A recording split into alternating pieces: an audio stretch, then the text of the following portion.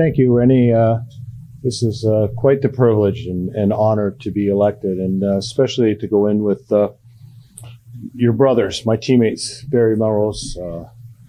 I got to tell you, I almost got a fight in a bar once when a fan was complaining about you on ESPN. But it just, when you play together with your teammates, you become so close, and it's a brotherhood. And I'm just so proud of what you've done, not just playing wise.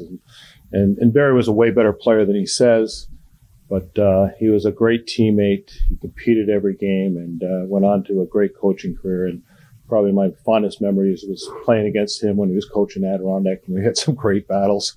But it's great to see you go in, and it's an honor to call you a friend. Also to go in with Teddy Nolan. Me and Teddy, we lived together. We were brothers. He's another gentleman that wasn't very skilled, tough as nails, fight for his teammates, and we had such a great bond in Adirondack, and a lot of it has to go with Bill Dineen, who mentored Barry. But you look at all the guys that came through there: Ken Holland, Barry, Teddy Nolan, myself in hockey, Claude Loisel, Jerron Gallant. I'm sure I'm missing many more. It's just amazing, and I take Bill, which I even do the Rochester Nighthawks, and every coach that I hire, and I even talk to my son about, is Bill Dineen. He was his coaching style was really simple. He treated every player like he was his kid.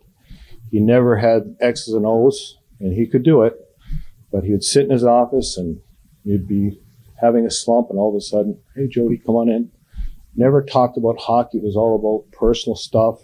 How are you doing? How's the family doing? How's your mom? How's your dad?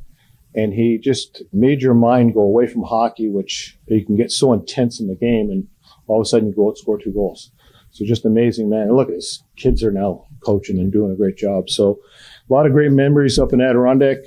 Probably my 2 biggest accomplishments in my life are my 2 children, Ryan and Stephanie. And I was the 33rd father in Glens Falls, or United States, to deliver my baby girl.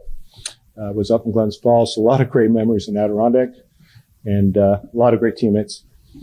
And the reason I went to Rochester was Mal Davis went after 4 years, and then Teddy went, and he said, "You got to come to Rochester." And I thought, Rochester, it's a hole.